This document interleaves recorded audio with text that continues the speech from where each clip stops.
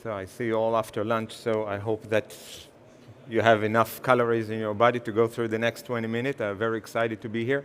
I'm going to talk about a different angle, and that angle is about like the smart factories, and I want to talk about the fusion between AI and 5G.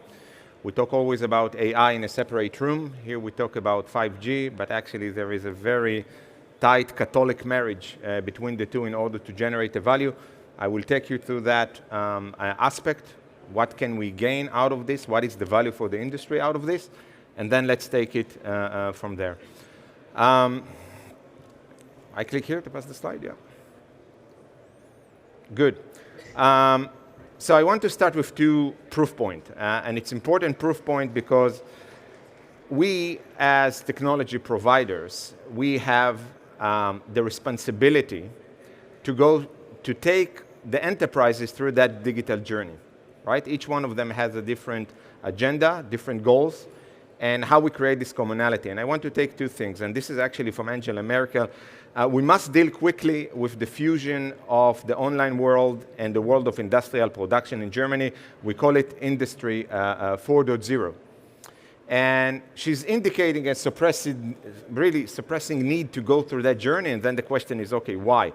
And I just took two researches, one research that you can see here on the upper right side, that actually 50% of the current activity done in smart manufacturing or Industry 4.0 will be replaced, will be completely automated. And there another interesting figure there, it's like 375 million, if you see it from the right-hand side. So that means that 375 million people going to change their role in the future. So all the roles that we have now in factories, all the roles that we have now in the industry, in engineering, etc., will be replaced, will be changed, and will be no longer relevant in the future. That means even that the youth that is now going to university to learn probably will select a completely different profession, and that means that that will have a devastating effect on the future of industry that will not pick up the technology now, will start pushing for it, take the research, take the proof of concept, and actually go through that journey. And another proof point, which is interesting, is actually done by Capgemini, and this is very interesting. You can see that out of all the industries that they asked, there was a part of it that was 1,600, you can see that most of them actually started this trial. We see the maturity. We talked before about the hive, but actually we have now a high percentage of industries that are going into that research. Some of them have use cases, and some of them already deploying. So we have all over the place, and we saw from operators, we saw from ASOC's perspective also, we have already customers in production, a live commercial, right? So it's no longer a hype, it's something that happened, it's a suppressing need because we see also where the future is going, and this is where we're coming to that point. And another very interesting statement from Andrew, NG. And he said AI is the new electricity. And I will even take it to another level, that actually data is the new electricity. When I have the data, that's what will drive the future. We talked here about Industry 4.0, and we try to understand Industry 4.0 is about data, getting access to data. The more insights that I have, I can generate more, I can have more economical value, I can push my production level to a completely new era. And if you look at the journey, most of the industry today are in 0.0, visibility. Some of them are trying to struggle whether the machine is alive or not. They have different sensors to see it. But in order to go into that complete journey and come to a full adaptability, and this is what I like about this, I don't know if you remember this scene from The Matrix, is if you're able to see your factory the same way Neo was able to see the Matrix, you become the one. You're actually able to take all this insight and look on your factory in a completely different way. And then you nail it. Then you're able to start creating the action, and you can have the full potential of the economical value that actually has been generated. But the journey there, that is the complexity. And this is the principle that I want to talk about today. So there are a lot of challenges today how I can get access to this amount of data. First of all, we understand that we have the immobility, one of the biggest challenges of the industry today. That means all the cabling. If I want to create eyes everywhere, that means that I have a high video processing. I need to have cables. If I want to have different Wi-Fi hotspot all over the factory, and I need to have machines that are moving between one side to another, this handover is failing. Cabling, I want to add another device, I want to add another radio, I want to add another cell. All this requires today cable, and actually when you're moving to mobile, then it's mean that that is the biggest challenge. I want to move away from the cable and to have a full ability to start putting eyes everywhere in my factory.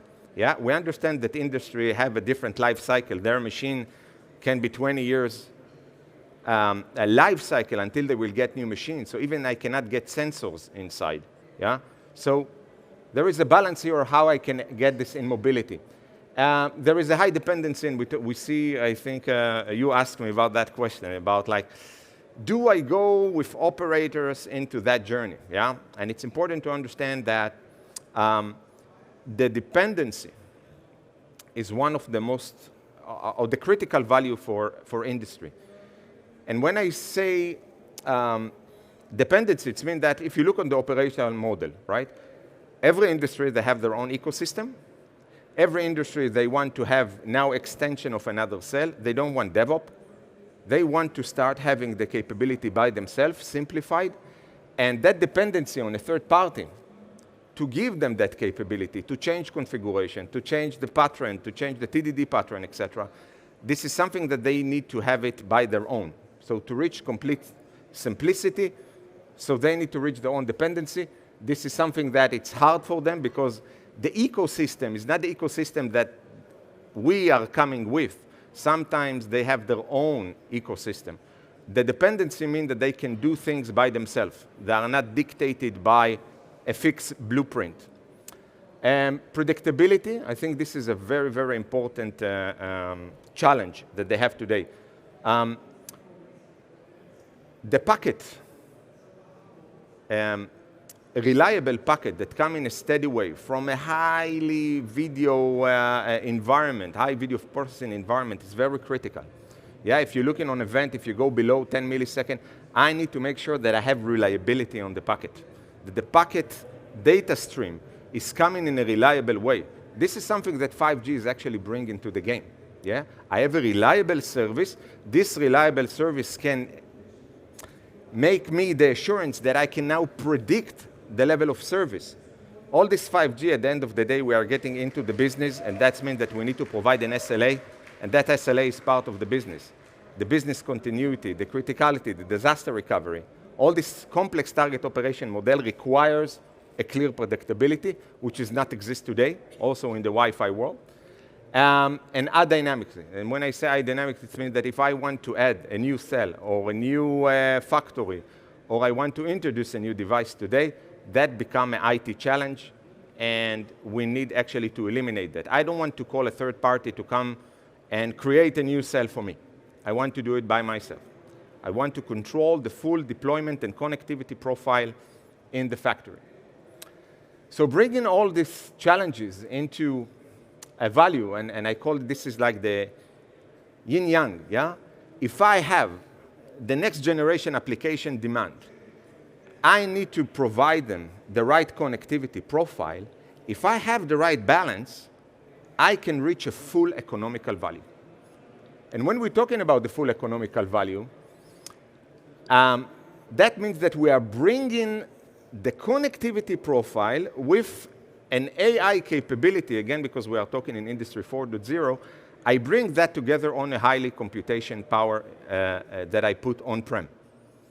And if I'm able to reach this Yin Yang and to reach that balance, I can reach these four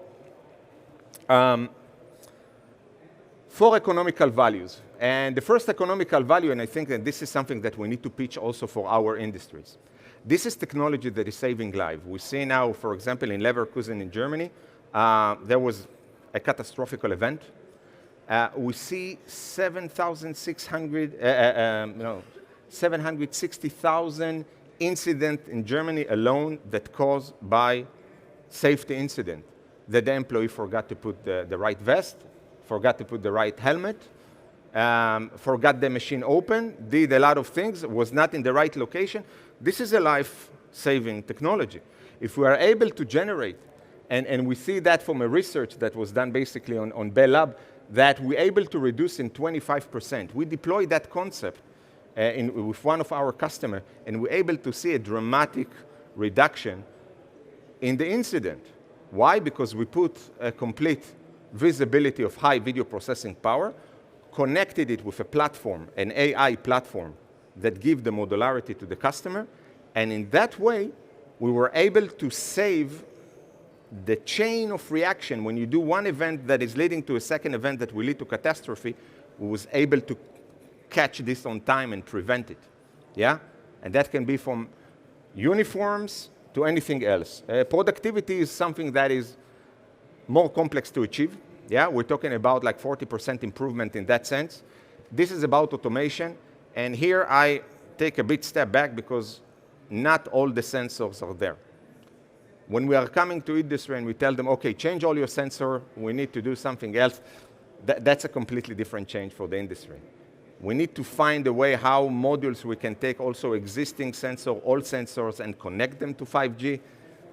Then we have some kind of a trade-off of latency, but productivity is something that we can also play, and I see a lot of players are going after the productivity, and this is not necessarily about 5G, it's about automation, yeah? But again, if you get the right data, in order to achieve that automation, that can come with when you have the really smart AI concept. Profitability, this is innovative capital that can actually grow. When you automate and you produce more, you can get more. And effectiveness, and this is about defect and scrub. For example, if we have one customer, they actually started to deploy different cameras on their product to check the assurance of the machine itself. So they have like cutting machine, and we're able actually to generate with the low latency a completely new insight. And that means that we're able to give them real-time way to start controlling their machine and correct it, so they're able actually to have, it was like 27% of throwaway material that they used to have, they don't have it right now. It went into 5%. Yeah, because we're able to catch it on time using a low latency insight, yeah?